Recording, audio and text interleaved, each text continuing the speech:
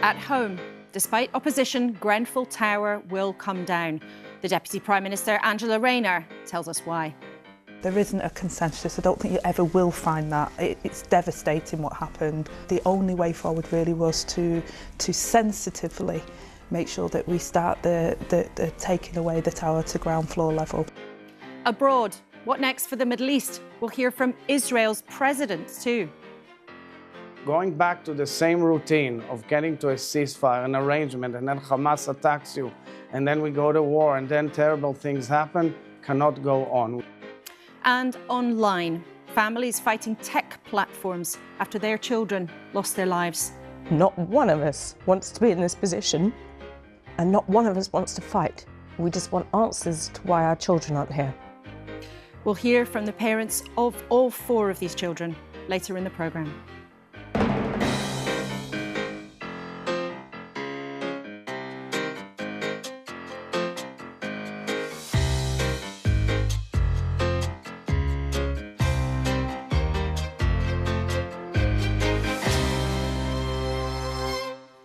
Morning, and with us in the studio, the Conservatives' Alex Burghart, Shadow Chancellor of the Duchy of Lancaster, in other words, a big cheese, and my team at the desk for the next 60 minutes, Energy Boss Greg Jackson, Gillian Keegan, former Conservative Education Secretary, and Vicky Spratt, author, journalist and housing expert. Let's start, as we always do, with what is making the news, and you'll see a lot about this today. The Sunday Times has spoken to 2 of the families of the girls killed in the Southport attack, and the Mirror splashes on that story too. The Observer, though, has more on the government's plans to get benefit claimants back to work. The Mail on Sunday were the ones with the now ex-government minister, Andrew Gwyn's offensive comments that lost him his job. And the Sunday Express says that leading Tories are calling for a pact with reform. So lots of different stories around this morning. Let's start, though, with a minister having to quit. Because, Gillian, it's never a good moment for a government. Why do politicians keep getting themselves into trouble like this with messages pinging backwards and forwards? I've no idea. It does seem to be more male politicians, I would say, than female politicians. But I have no idea. And when you look at all of those messages, what goes through your head? I don't even think like that. So why would you say those things? I mean, you shouldn't be thinking like that. So I think it's, I mean, obviously he's paid the price and that's fair enough. But I don't understand how you could, in a public WhatsApp group, basically put comments that are so awful but irresponsible. And, you know, you're bound as a politician. You get caught for things you don't do, let alone things you do. Though, for turning the air blue at the end of an interview. I did, yes. I did. And obviously they played it. And it was authentic and it was real. It wasn't against anybody. It wasn't at anybody. And I was, you know, expressing frustration that I was actually solving a problem that had not been solved for a long time, and I did actually solve, but you know, I was expressing frustration at that. And when that happens, obviously you have to apologise for that. Greg, it does look a bit scrappy, doesn't it? Not in the terms of the individual circumstances of this case, but there've been several resignations now. I think it's the 3rd minister to stand down in as many months. Do you think it matters to the government that they are losing ministers like this? Yeah, I mean, look, I think in this case, it looks like it was dealt with quickly and surgically. And I've got to say, echoing Gillian's point, I don't know how anyone even thinks like that. You know, when I talk to my kids about things, I say, like, you know, you never hate anyone. You never wish anyone dead. And so I think frankly, I think discovering that someone thinks like that is genuinely really shocking. Vicky, this government has had to, you know, manage sort of mini crises as it's gone along, but one very emotive issue that they've had to deal with, and we'll hear from the Deputy Prime Minister in a second, is the Grenfell Tower and the decision to bring it down. And we hear that, you know, this week there was a very bumpy meeting between Angela Rayner and the bereaved families and the survivors. You're a housing specialist. Has this situation sort of got out of control? I think whatever happens with Grenfell is incredibly emotional. You know, losing anybody that you love is a trauma, but to lose people you loved in an event like that, in a fire, what those people have been through, we will never be able to understand. It is horrific. But I think in fairness to Angela Rayner, she held a meeting with the relevant parties and she's taking decisions that have been kicked down the road for a long time. Something was always going to have to happen to the tower. It's very badly damaged, the concrete is decaying, and the longer it stays up, the more dangerous it becomes. That meeting was always going to be emotional for people involved, but some of the bereaved families have told me they're glad that she's taking decisions, even if they are going to upset some people. OK, well, let's get on then with our main event, our interview with Angela Rayner, who, like many of you, probably thinks it doesn't seem too much to ask. A reasonably priced roof over your head. But house prices reached a record high this week. Record numbers of kids don't have a permanent home. And the Deputy Prime Minister and Housing Secretary, Angela Rayner, has a massive job to keep the government's promise of 1.5 million new homes to be built by 2029. But also that decision that she unveiled this week, that the Grenfell Tower, where 72 people died, should come down, is a huge moment. I spoke to her yesterday before the Minister, Andrew Gwynn, who had to quit, had gone. But why did the choice on Grenfell leave her under attack from some of the survivors? I knew when I took on this role that this was something that was going to be really difficult, but a really important piece of work that had to be done. And therefore making the decision was something that I spoke to the Grenfell community, including bereaved and survivors. There isn't a consensus. I don't think you ever will find that. It's devastating what happened. But what I want to try and do is work with the Grenfell community, the bereaved survivors, to make sure that we do justice to the fact that there is a sacred place. People lost their lives there, and make sure that there is a lasting memorial on that site. So I felt, weighing up all of the different conversations that I had and the engineering report, that actually the only way forward really was to sensitively make sure that we start the taking away the tower to ground floor level. The whole situation here is very sensitive. But some of those who were bereaved or survivors of the fire felt that this week when they met you, that your behaviour in the meeting was very upsetting. One of them told us the government's ruined relationships with the families in half an hour. It was a car crash. Another survivor of the fire suggested that you were even defensive, even aggressive. Well, I certainly don't feel like I was aggressive, and if anyone felt that way, then I would be sincerely upset about that. I think what I tried to do is take a really difficult meeting and explain to people and make sure that those that were bereaved had that information and the survivors had that information before the decision was made public. But something obviously has gone wrong here. How many families had you spoken to about the decision? Well, I'd spoke to a number of the bereaved families.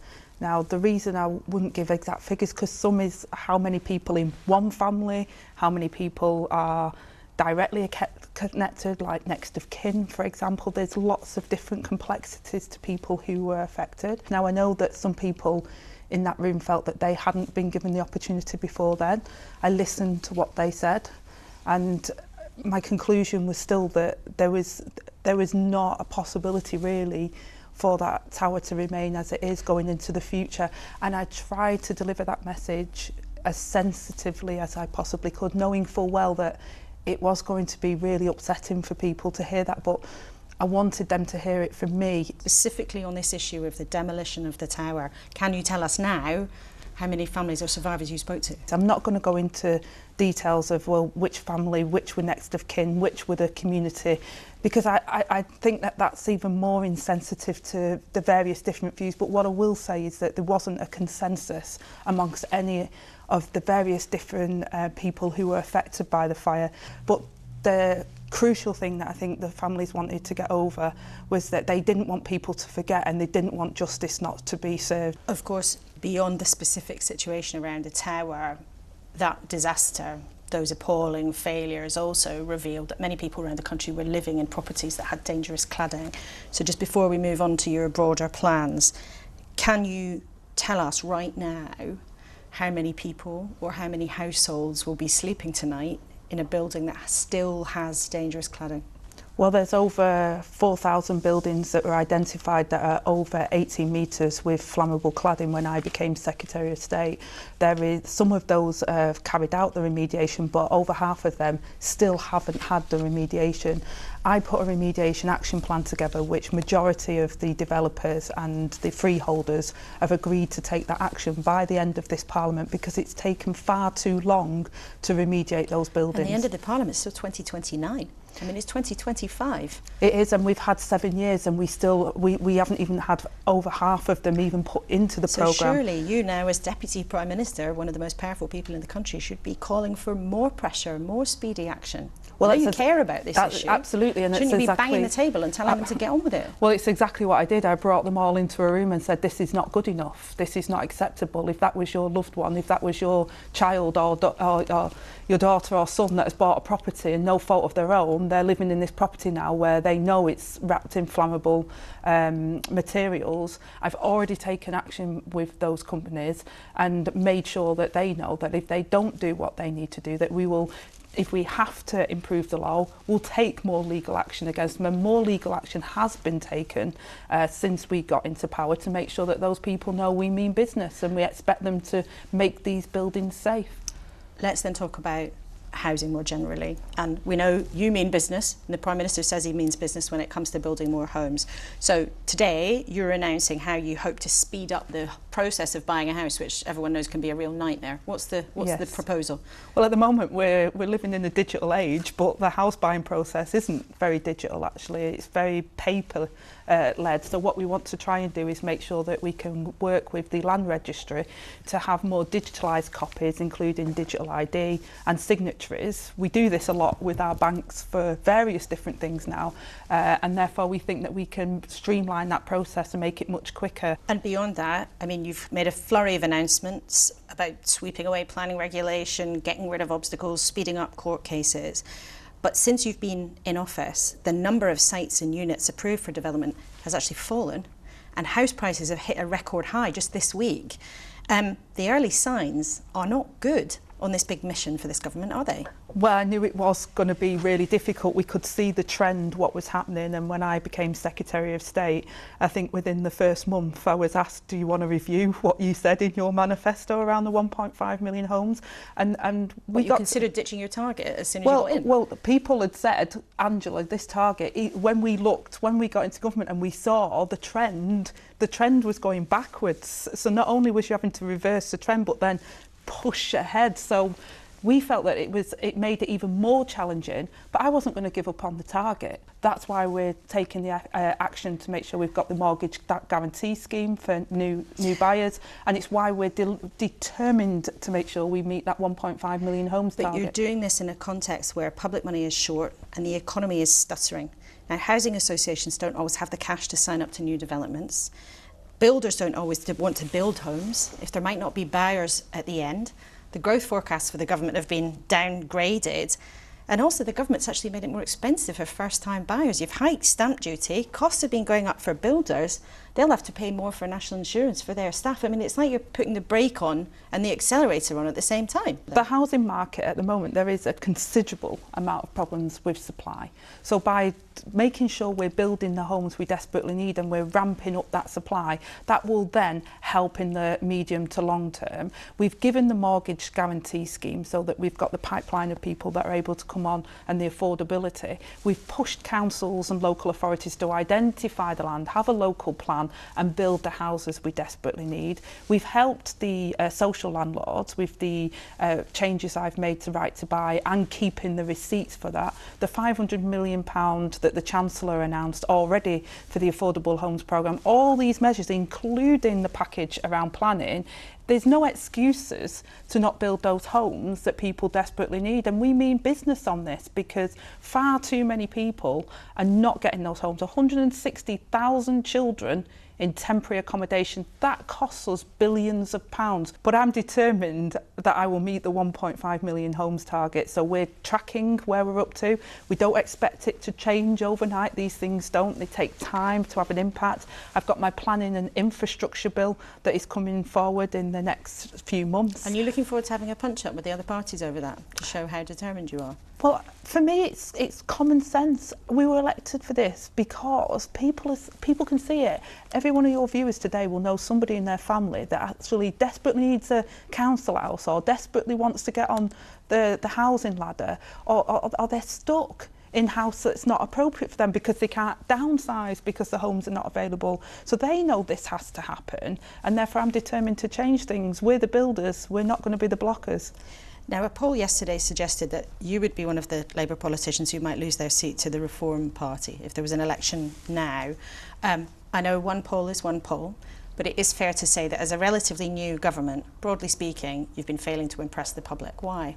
Well, I think there's been frustrations, and I can completely understand people's frustrations because we were elected on a mandate for change, and people want to see change and they want to see it immediately. It takes time to turn that around, and I'm confident that during the course of this Parliament, people will see we haven't done slogans. These are structural problems that we've had in our economy and in our society for a long time, and therefore turning it around does take a little bit more than 7 months. But you started off and moved in up here, massive majority, 7 months in, you're down there. Now, for some reason, the message is not getting through. We know now that the Prime Minister had a voice coach. You're a straight talker. What tips would you give him if that was your job? Look, Keir has been completely open about wanting to do his best for this country, and I admire him for that. I've worked with Keir now for a number of years. Now, I am straight talking. Me and Keir don't always agree on everything. But the one thing I will say about him is he won't do what he thinks is popular. What he wants to do is deliver, because there's nobody worse critic to Keir than Keir. In my understanding of how he works and my personal experience with him is if he will be feeling harder if he doesn't meet the target that he sets himself to make people better off than anything any poll could tell him or any election result. He will want to drive to win for the people of this country and to deliver what he promised and set out that he was going to achieve. So you say he's his own worst critic? He would be, yeah, absolutely. But a new book reports that you said he couldn't run a bath. Did you say that? Well, I'm not, you know, there's a lot of things that were said in that book that I don't recognise, to be honest. So and did you not say that? And it's tittle tattle, so I don't recognise what was said in that book. But that's not tittle tattle. That's what the woman who's now the Deputy Prime Minister is reported to have said about the now Prime Minister. Sure, and there was lots of other things that people have said about me or anyone else, and no, I don't recognise ever saying that to anybody. But we all have frustrations when we're at work sometimes, and I'm sure people have been frustrated with me at work sometimes. You probably know I'm going to ask you this question, and you might want to bat it away the same way you did the last one. Did you refer to a member of the royal family as something I'm not sure we're allowed to say on a Sunday morning, but in case we can bleep it out, did you suggest... Again, I'm not making any comments about what said or not said in did you somebody deny that you called a member of the royal family a nonce? Said in a book. I'm not making any comment on what somebody suggests was said in a book, or actually the private conversations that I did have during the passage of the bill, which did get passed, and I did pass the bill, and I wholeheartedly supported the government at the time in passing the line of succession bill through Parliament. But you're not denying it? As I've said, the bill was passed. I had conversations with the government of the time and the civil servants around how that bill gets through Parliament, and that bill went through Parliament without any problems, and you know, I led that piece of work. I want to talk to you about the council elections. So this year you are delaying some local elections, denying 5.7 million people the ability to vote. That might, when we look at the polls, look like you and the Tories are both running a bit scared of Reform UK, and it's quite convenient to delay these elections, just not have them. Is that what's happening? Well, I'm glad you clarified. I've not denied there is a delay, and the delay is for local government reorganisation, which has been done before. Not very many times. We've checked out the statistics. It has been done before, but with the this is 5.7 million with the devolution people. package that this will unlock, 80% of England will be covered by the devolution, which is what we said we would do. What you can't do, Laura, is have an election and then within 12 months you're electing somebody to something that's not going to exist. So to concentrate on the reorganisation, to deliver those powers out of Whitehall to local people, there is a 12-month delay. And do you completely deny that there's any sense where actually this is a kind of stitch-up, it's just convenient not to have these elections? Absolutely not. Look, it won't be a stitch-up, because if you were genuinely trying to stop people, then that's when people really get upset, because they'll be thinking, hang on a minute. So I don't take the voters as idiots. What we're trying to do is reorganise. The taxpayers get the best value for money from local government, and they get to unlock powers from Whitehall, push down to local areas through the mayoral model. Last question. We've been speaking this weekend to the parents of 4 children who died, they believe, because they tried challenges on the social media site TikTok. They're now suing the company, actually in the American courts. After what we've heard from those parents and others over the months, do you think it's safe for children to be on TikTok? I worry about that, and my heart goes out to those families. You know, I'm a mother myself, and when you hear about what happens and what children are subjected to and what they can see online, it is really dangerous, and it's one of the reasons the Online Harms Bill, which is the Online Harms Act, which will come into effect in March, is so crucially important, because our children do need protecting from that. You know, you have to understand, if you're in a car and you are reckless with the car and it injures someone, you're responsible for your actions. If you're online, it's an online platform, and you're reckless with your actions, then you should be held responsible for it. Do you think some of them are reckless? I think, you know, it's hard to defend social media companies when you see examples of harm and you have evidence that it is harmful, and they're not taking the action that is needed to keep those children safe. And that's why our government is pushing ahead to make sure that we enact laws to protect children from that. Okay. Deputy Prime Minister Angela Rayner, thanks so much for joining us on the programme. And we'll hear from the parents and those families later on in the programme. Do let us know what you made of what Angela Rayner had to say on a whole range of subjects. Email and WhatsApp and social media addresses are all there on the screen for you now. We might share some of that later, and it will be in our newsletter on Thursday. Let's then see what my team at the desk made of all of that. Now, Vicky, housing is your specialism, your specialist subject if we were on Mastermind. Angela Rayner clearly is determined to try to build a lot more houses in this country. But how credible do you think the government's efforts are? Well, look, it is the issue that we face as a nation, and I don't think there's anything else that we can solve without fixing housing. We want to grow the economy, we need to build homes. We want education to be good, Julie, in your area. We need people to be growing up in homes where they can study, where they have life chances. Any government, regardless of their politics, would be facing this problem. I think Labour are credible. I think they are looking at the market as a whole and trying to work out what to do. They know we need to build. They know we need to reform planning. Something really interesting that the Deputy Prime Minister didn't mention there is their reform of compulsory purchase order to make it easier for land to be acquired to build homes on. That's been a big problem that we've had in recent years. We've got the Renters' Rights Bill coming into force in a few months. That's going to protect private renters, mean that fewer people are evicted. Hopefully it will mean there are fewer children in temporary accommodation, which Angela Rayner just mentioned. There are tensions, though, aren't there? Because costs are going up on the one hand, while they are trying to sweep away some of the obstacles. So this is the problem that they've got, and this is a global issue. House prices have risen across Western European countries, but they can build the homes, Laura. Is anybody going to be able to afford to buy them? So it's a big jigsaw, and there are lots and lots of different pieces to it. Greg, you've told us here before for your company, Octopus Energy, how frustrating the planning system can be. I mean, I think, remember you telling us it's 7 years to get permission in some cases. From what you have seen so far in this whole area, do you think the government is making the right moves, or is there kind of contradiction in it as well? No, I mean, look, I think, by the way, at one point we talked about 13 years to build a solar farm in County Durham. So, you know, these are untenable lengths of time. And look, I think they've clearly come out of the blocks with a series of strong announcements on planning. And we're now at the stage where essentially the proof's going to be in the pudding, right? Can we actually see this stuff being built? But, you know, I mean, we've been able to put in planning process now for some onshore wind farms where communities want them, which we couldn't have done before.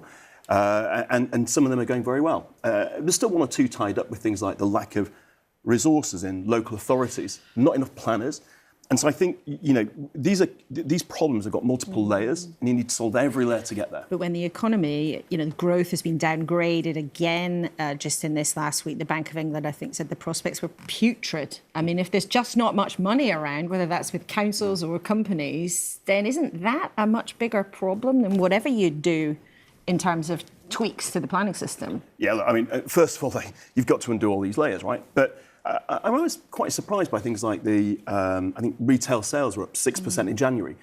There are plenty of signs on the ground that the picture can be positive for growth. And I think getting planning sorted is one thing. Look, I would, of course, talk about energy bills. You talk about the cost of housing, but actually, speaking to voters, the cost of living is the number one issue, and among that is energy bills. And we've got to get these down. And we'll come back to the environment and energy in just a second. But Gillian, a lot of what the government's saying now about planning reforms, making buying easier, is very familiar. And when you were in government, the Conservatives, you said all of these same things. Yep. Do you have tips for them to get it done, or do you look back now and understand why it didn't happen on your watch? Well, we obviously did make a lot of progress as well, but the reality is it's still too slow. I mean, we all have said 1.5 million. In fact, the Lib Dems, I think, had 1.9 million in their manifesto, so even higher house building. But we said 1.5 million. I think the highest number we got to was about 249,000 in 1 year. Now, obviously, we had to navigate Brexit, COVID, and a war in Europe at that point in time. But that shows you the size of the challenge. And you do need to bring all of these things together. You need to have the skills. The specific targets for local councils to build. I mean, was that a mistake? Well, we had targets originally, which then they had to agree to. So they had their objectively assessed needs. So in my case, it was 585 houses every year in my Chichester, area. in your patch, in Chichester. That actually has gone up now to 1,600. So they've imposed massive top-down targets on mostly around the southeast, mostly around that sort of home counties. They've taken them out of cities, which is madness. So they've reduced the targets in cities. They've reduced some of the targets in some of the north as well. One of the things I've always said is I grew up in Knowsley. All of my massive Merseyside, a massive family. My dad's one of 13. 11 survived to adulthood, so I've got tons of cousins. Every single one of my cousins is still buying a house in their 20s with their partner in that area. Now, they have gone up. It has got more difficult, but it is still accessible. And one of the things we don't do is every time we have this conversation, it's always a conversation which is very London-centric. It's very home counties-centric. And the costs in Chichester were something like 13 times the average salary for a starter home. I think it was more in Oxford and Cambridge. So we really do have to also look, and that was the whole part of levelling up, making sure there were skills, there were job opportunities, making sure that we had investment, free ports. That was all part of using the whole country instead of trying to squeeze everything into, around the M25. Vicky, just briefly, if you can, because I want to talk to Greg briefly about energy. How much of a fight do you think the Labour Party is going to have in Parliament on this? Because Gillian gave us a flavour there. The Tories are not happy about how they're changing the targets. How much of a bust-up do you think it's going to be? Well, and we should remember that the Conservative Housing Secretary, Michael Gove, wanted planning reforms that he couldn't get past the Tory backbenchers, so had to back down. I think at least the Labour Party, there's consensus that reform is good. I think they will all vote for their own policies. What happens with the rest of Parliament, I think, remains to be seen. And it's about people, right? How much, that's that balance between, do we have a consensual sort of, some elements of consent, but again, not having ridiculous things like people stopping things for 13, 14 years or, never being able to get infrastructure built. And Greg, so you've got to get the balance right. Greg, when it comes down to the wider economy, we hear from Labour politicians now, growth is everything. It's at the top of the list, whether it's housing, planning, energy, whatever. But you sense behind the scenes that focus on growth means a bit less focus on green issues, that Ed Miliband is somehow not quite flavour of the month and the business department is a bit more popular in number 10. Do you see that in your sector? I tell you what, I go around the world. And I see, for example, and I'm not an apologist for China, but I see, you go to China, 59% of all the world's renewable energy built last year was built in China. More than half the cars sold are electric. The air quality in those cities that famously was so bad in Beijing, Shanghai, Shenzhen, is now, better than in some Western cities.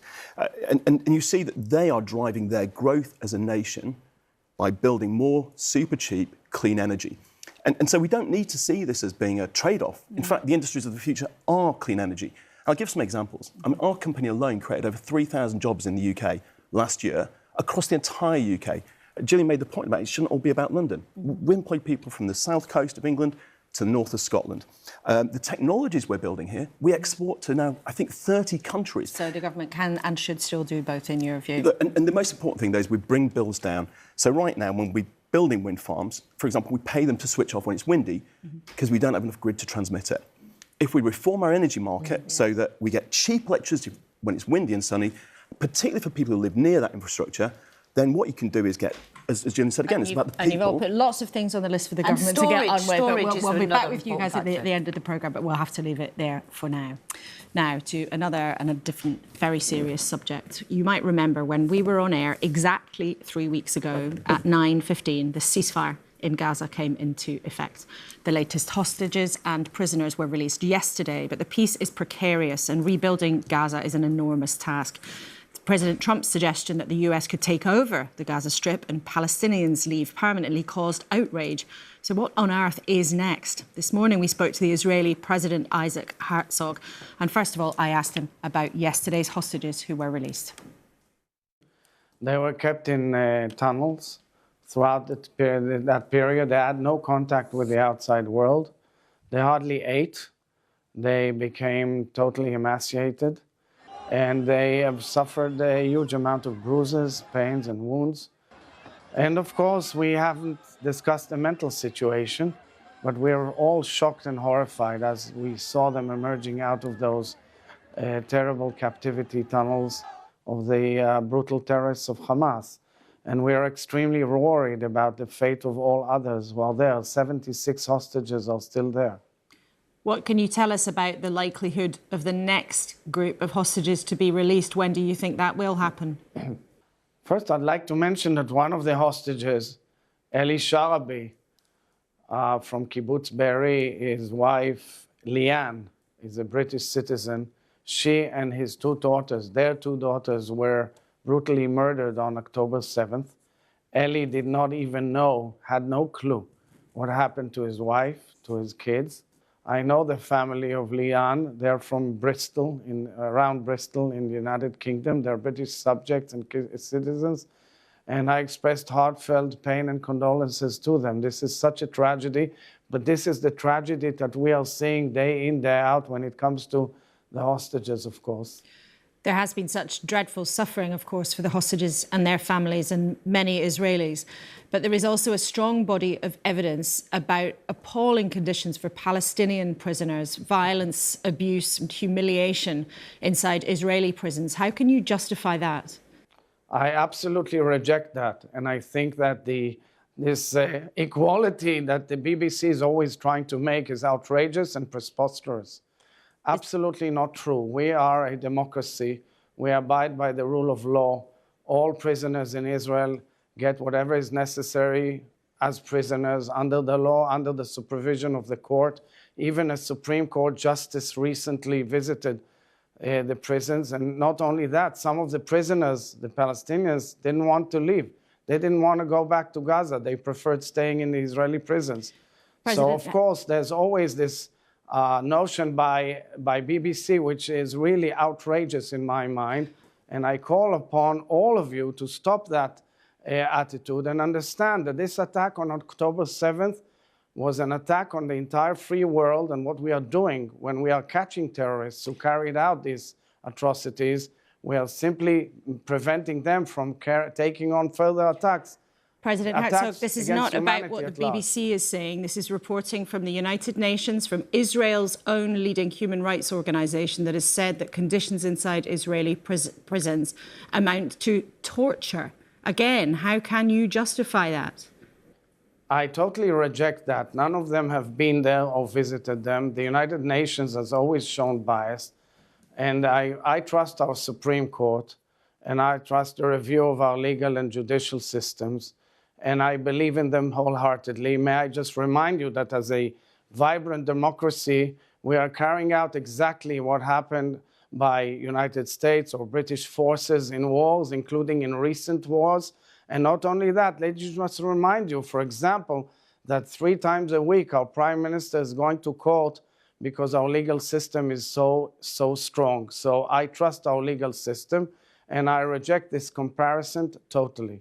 Do you accept in this war, this dreadful war that has been so difficult on both sides, but that Israel committed crimes against civilians in Gaza? The images we've all seen, tens of thousands of deaths, what the United Nations has called the apocalyptic devastation of the Gaza Strip. So the rapporteur of the United Nations is known as a totally hostile. She never ever looked into the reality of things.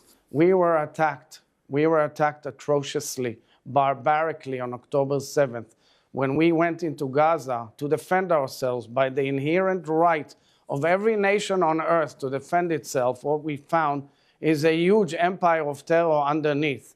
The whole place is full of tunnels. The whole place is booby-trapped. The entire population is being covered by this Hamas machine and jihad machine. And this jihadist school of thought is a grand master plan by the Iranian empire of evil with proxies all around Israel, simply to annihilate Israel. We have the full right to defend ourselves as any nation would. And President Herzog, nobody would deny the horror of what happened on October the 7th, yet there have been such grave concerns about the scale of Israel's response. All of our viewers have seen the appalling images of what happened in Gaza over the last year. The United Nations has accused Israel of murder or willful killings. So again, I ask you, do you accept that Israel committed crimes against civilians in this war? No. I reject it out of hand. And do you have any remorse at all? In the Israeli army, every brigade in the Israeli army is covered with full legal authority and legal advice. And you should know that in many of these sites and in many of these places, homes of people were booby-trapped by Hamas itself. That is the biggest false and lies that have been going on in order to protect the empire of evil, which has launched a massive attack on us, looking at Europe as the next target of the jihadists. And if you guys don't wake up, unfortunately, you'll find them in your doorstep. I have huge pain and sadness for what I see happening to our neighbors, believe me. And we're doing whatever we can to prevent innocent civilians from being hurt or God forbid, killed. We are trying our best by warnings, by alerts, by text messaging, by giving them ample warning in advance according to international humanitarian law. In terms then of what happens next, your Prime Minister Benjamin Netanyahu was standing alongside President Trump when he suggested Gaza should be handed to America and the Palestinians leave for good. Is that now the policy of the Israeli government? So I would say that President Trump basically came forward and said something which I read as follows. This, going back to the same routine of getting to a ceasefire, an arrangement, and then Hamas attacks you, and then we go to war, and then terrible things happen, cannot go on. We have to look for new ideas. And I believe that after he met with Prime Minister Netanyahu, now President Trump will meet with President Sisi of Egypt, with King Abdullah of Jordan. I'm sure that they will have to express their views on the issue. And of course, they are our partners in peace processes, including the Abraham Accord partners. We'll hear all of them, and we'll have to find the right way to make sure that what happened will not recur again, meaning that Hamas cannot rule Gaza anymore. President Herzog, thank you so much for speaking to us again. We're grateful for your time this morning. Thank you. Well, Kemi Badenoch's been in charge of the Conservatives for 100 days, and she marked that this week with an actual policy, suggesting migrants who claim benefits should be barred from settling in the UK for good. As we said, Alex Burghart, the Shadow Chancellor of the Duchy of Lancaster, big cheese in the Tory party these days, is with us this morning for the first time. It's good to have you with us. Now, the policy that Kemi Badenoch set out this week would make it harder for people who are already here, who've come from abroad, to become citizens. But where's your evidence that would actually bring down the number of people coming here? Because what all politicians say is they want to bring migration down. So you'll remember, Laura, at the end of last year, that Kemi announced a new policy for us that is that we would have a hard cap on the number of work visas that were handed out each year. So that's the first part. The second part is the policy that she announced this week, which said that we would make it a much more elongated and difficult process to become a citizen, on the grounds that being a citizen should be a very valuable thing.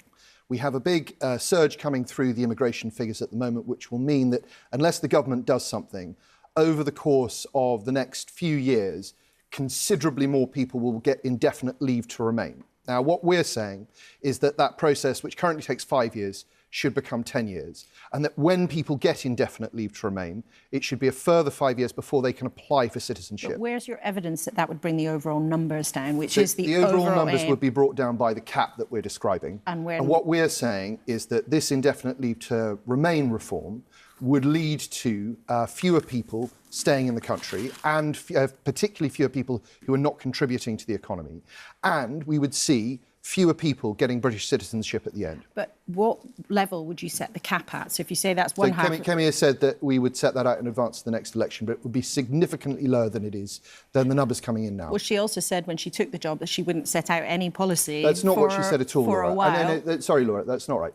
What she said was that we were going through a very deep process of reviewing the issues that face the country, and that in advance of the next election, we will come up with a comprehensive plan to improve the economy and the government of this country, in marked contrast to what the Labour Party did with its time in opposition. What she also said was that we were going to need to respond to certain things that the government needed to do in the moment. So if the government doesn't change indefinite leave to remain now, there will be a lot of people who get it almost automatically. So we have to have a policy on that now. That's what we're doing. What else do you have to have a policy on that now? Because Kemi Badenoch did make a big play of saying, as something that she believed had merit, is that she wanted to have a good, long, very deep think about what kind of plans she would come forward. The Shadow Cabinet is involved in that right now. But the suggestion, though, on this particular issue is that as Reform UK keeps besting you in the polls, actually that you've been pushed into coming forward with a policy on migration before you'd originally planned to. Is that true? Some polls have Reform ahead, some polls have us ahead. But anyone who is obsessing about polls at this point in the electoral cycle needs to get a life, right? The election is not for 4 years' time.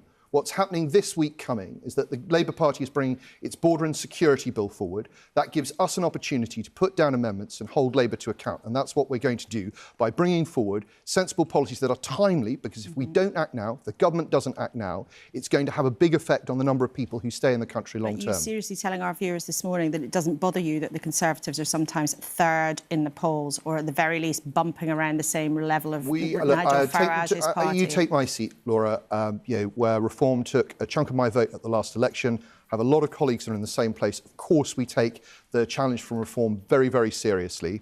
But it's very important that we hold this failing government to account on the mistakes it's making on immigration, the mistakes it's making on Chagos, the mistakes, very serious mistakes, it's making on the economy, which are affecting people in my constituency in Brentwood and Olga today. You mentioned your constituency and how Reform took a chunk out of your vote. They actually took 24% I'm well aware of your vote. I'm sure you are. I'm wanting people to hear that this morning. Some Conservatives, Lord Craig McKinlay and Sir Jacob Rees-Mogg, are calling for some kind of pact with Reform. Can you ever see that happening? I know it's probably not something that either party would want right now, but would you rule it out? Well, look, Reform's stated ambition is to destroy the Conservative Party. That's a pretty difficult first date, Laura. And I don't, so if somebody says that they're out to destroy you, do you start thinking about marriage? This is where, whilst Reform is talking about, completely killing us, I don't think there's a conversation to be had there. There may be in future, and some of your colleagues believe there is a point. There may come the point where actually it makes sense for parties on the right to unite. So I'll ask you again, would you ever consider this or rule it out? We have a very impressive new leader who I believe can win the next election and get us the Conservative majority that the country needs. That's what we're focused on. But would you rule it out? Look, as I say, I want, as a Conservative MP, the Conservative Party to get a majority at the next election. We're not going to do a deal with a party that wants to kill us. But you're not ruling it out, though everyone can hear that. You've heard what I've said, Laura. Final question. We are about to hear at some length from 4 parents who are taking the tech platform TikTok to court in America. They believe that the platform was responsible for the wrongful deaths of their children.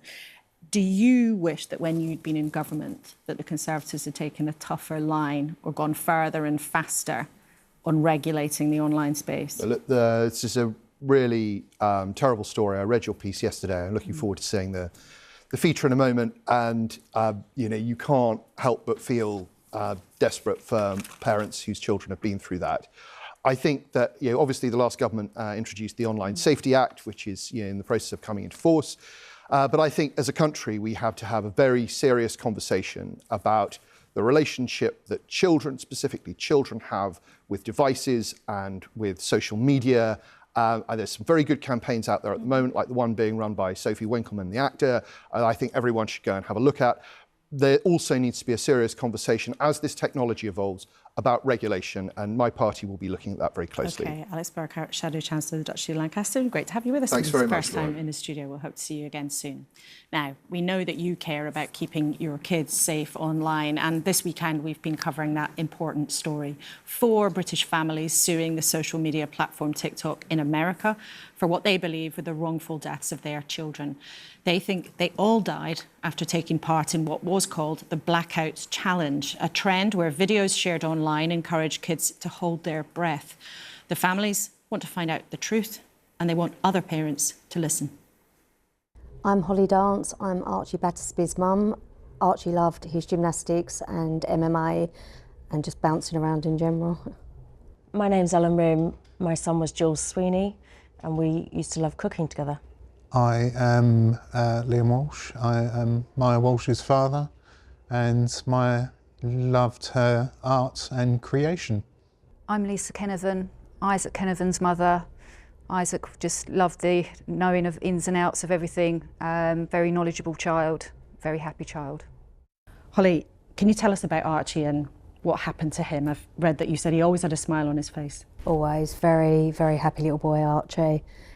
Extremely energetic, full of life, very talented with his hobbies.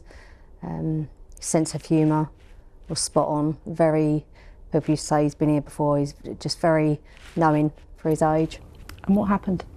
On the 7th of April 2022, after we had been out, Archie had left my room very happy. I took a phone call. 4 minutes, 23 seconds later, 5 steps away from me, I found Archie unresponsive. And why do you think that happened to him? That's why we're obviously trying to find answers. We're not sure. I don't know, but I believe that he's copied some sort of prank from social media. And it was on TikTok, you think he saw? He watched TikTok the day of his accident, 7 minutes video or videos that he's watched. We know that the police have got that. And he was sent a message direct from TikTok an hour and a half before his accident. Lisa, what about Isaac? So he was also using TikTok. You thought it was a safe, fun platform for kids. You knew he was on there. Yeah. During lockdown, he wanted TikTok, so we thought, oh, his sister's perfectly safe with it. And on TikTok that particular time, there were all innocent challenges: bottle flip, the floss, ice bucket challenge, and Isaac was extremely inquisitive. And this particular day, March the 8th, 2022, a very ordinary day. We came home, I was cooking dinner, he was upstairs, and he was a bit of a practical joker. So when I called upstairs for dinner, he didn't answer. So I didn't think that was anything unusual. But then the third call to him, I got desperate and there was no answer. So I went running down the stairs, I got a hammer from the garage, went running upstairs, bashed the door down, and that's where I found Isaac unconscious. And he passed away March the 9th, the following day, and our lives are completely devastated. And you believe that he died because he was doing a TikTok challenge? Yeah, we have video evidence. That was removed from his phone because I didn't want to look at that. But on the inquest, they gave us the option whether to look at this content or remove ourselves from the room. But I was almost thinking, if I didn't watch it, would I regret it? Or if I do watch it, will I regret it? And in the end, we watched the videos, and the most annoying thing is he was laughing every time he passed out. Sorry. And one of these videos had a TikTok emblem at the bottom. The police don't know if he actually posted it out there because they stopped after looking at these videos. They didn't search the history back any further. So I'm left with What did he do with those videos? Were they posted? He's been influenced by something or someone who has watched these challenges on TikTok. Liam, Maya, your daughter, was 13 when she died. What happened to her? She was 3 weeks shy of her 14th birthday, and she asked me the haunting question. Dad, actually what she said was, Father, can I download TikTok? No, she's been very mature. She's exceptionally good at school. Can see no reason why not. Yeah, okay, Maya. Yeah, you can download that. You can download that. And then I think approximately about 6 months from that point, she's dead. The phone rang at 3 o'clock, 3:15. I picked the phone up. Hello, what? And it was her mum screaming at me, Maya's dead. And I screamed. Got to the hospital. And there she is. And amongst touching her hair, I said to the police in that room, who were in the room with me, I said, I want her data scooped. I want her data scooped. Then, within half an hour, not even that, 15 minutes of seeing Maya like that, I said, I want her data scooped. I want her data scooped, because nothing else makes any sense into why this child should end up like this. Nothing. I relied on that request from her deathbed, which is what it was. I relied on that, and I was wrong. I was so wrong to rely on that. And you're still waiting for the full story. But Ellen, you lost your son, Jules. He went on TikTok when he was 11. Now, as a group, you're taking quite a drastic step. You are taking TikTok to court in America. Tell us why that matters to you, why you've decided to be part of that action. I met these three on a BBC One special, and I had always challenged. So when Jules died, I said, and hearing you speak, Liam, takes me straight back to that night, and it's really very hard, but the similarities between all of our stories. But I said to the police, I said to the detective that night, sitting there with Jules's body in between his dad and I said, take Jules's phone and use facial recognition and set yourself a pin. I remember saying that there, and you just saying that brought it back to me about, I mean, you're in a whole different, you're not even, I don't even know how to explain that when you've lost a child, what you're feeling then. It's just horrific. And Jules was lying on the floor, the paramedics had stopped working on him, and Matt, Jules's dad, was one side, I was the other, and the detective came and sat on Jules's bed and was talking to us. And they wouldn't set a pin. They said, I'm not tampering with his phone. And I said, you do it, I'm not touching it, you set a pin. While he's still here, use facial recognition. And then they couldn't get into his phone. It was 5 months after Jules died when Jules's closest friend guessed his pin and said, try spelling out his name and numbers.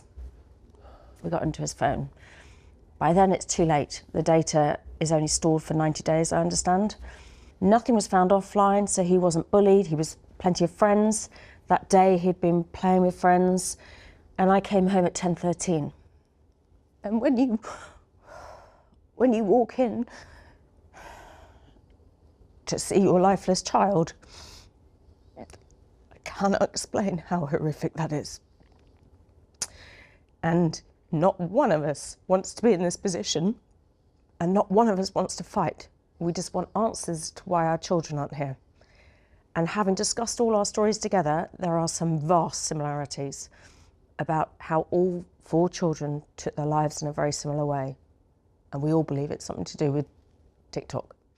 And Lisa, for you, what do you hope the court case might achieve? Because it is a big deal for parents to take on a huge corporation to go to court in America? Accountability. They need to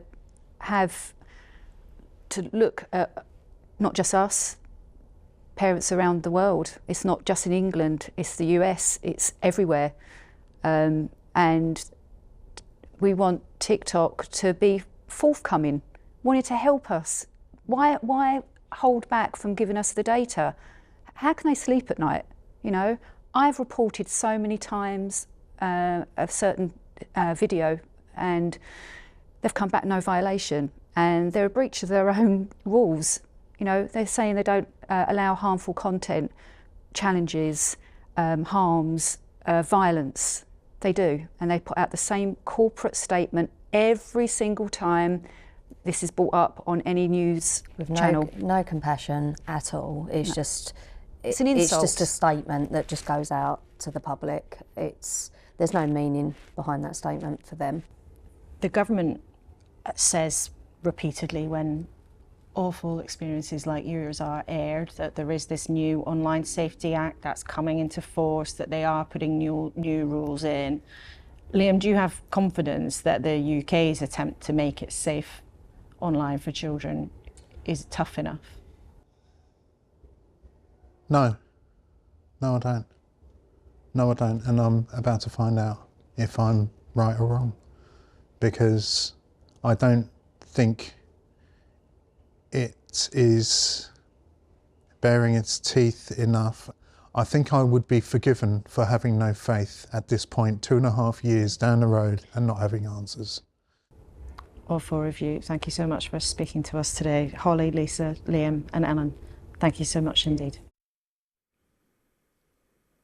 Well, TikTok told us the blackout challenge has been blocked since 2020, and it directs those who search for its safety centre. It says it doesn't allow dangerous content that promotes dangerous activity, and told us the law requires it to delete personal data unless there's a law enforcement request. It says it's met with Ellen Room to explain. And remember, if you've been affected by any of these issues, there's all sorts of help out there. The BBC Action Line website is there, the address for you now. It's hard to hear these stories, but so important to hear them. Gillian, you were Education Secretary and you were with us when we heard from Esther Jai. Yeah. Do you wish that you'd done more as a government to get ahead of what's so obviously a problem that many families are really struggling with? I mean, obviously what's happened here, people need to learn from. I mean, yes, they've got rid of a blackout challenge. Well, that shows that it was there. And something else could be there in the future. So, you know, they're searching for answers. It's so tragic and senseless what's happened, and they're searching for answers. Obviously, we had the online harms bill, which is now turned into legislation, about to be. One of the things I did actually after that meeting, and after meeting Esther, who was remarkable as these parents are, was ask in the department whether we should change the age at which the data can be collected by companies from 13 to 16. Now, some countries have started to look at this and started to do this. Obviously, the election happened. I'm no longer in politics, but I'm hoping that that kind of thing we could do, because it would remove the incentives to target children and to be able... And there's actually a move to do that in Parliament by a Labour backbench MP. Yeah, so I think I would support it. I think it's the right thing to do. I did at the time. What did you make of that? And forgive me, we're very short of time. I mean, first of all, as a parent, you couldn't watch that without... I'm absolutely welling up. But what we saw previously with leaks and investigations into social media companies was they have the data that shows that negative content, dangerous content, is the stuff that gets people to use the media more. And they've, instead of clamping down on it, they capitalised on it. So I think the irresponsible use of the information they've got by social media companies has done great harm to society and to families. And we need to hold them accountable. And Vicky, do you think this is rising up as a political issue? Because every time we discuss it, we have such a response from people watching. But do you think politicians are now really understanding that how big this is for the public? Well, look, we've had tech giants at the inauguration of the new US president. They are incredibly powerful companies, and there is not enough transparency, and I think it needs to be talked about more. We've just had Meta getting rid of fact checkers, for instance. Now users are moderating content. Are they? How do we know? I don't think we know enough about the processes, enough about the algorithms. OK, well, there'll be plenty of more conversation about that in the coming months, but all three of you, thank you very much indeed for your thoughts just there. Very happy to clarify, we suggested earlier that the Bank of England, when it halved the growth forecast, described growth as putrid. That was, in fact, how the Liberal Democrats described the Bank of England's pretty gloomy prospects. Thank you so much to all my guests this morning, and particularly to you, of course, for spending your Sunday morning with us. I'll be on Newscast on BBC Sounds with Paddy O'Connell a bit later, and there's also a special episode of Newscast with our full conversation with those families you just heard some of there, the 4 going after TikTok. It really is worth a listen to hear their stories at length. Of course, you can catch up with anything that you missed or want to see again on iPlayer, and I'll look forward very much to seeing you next week. Same time, same place. Goodbye.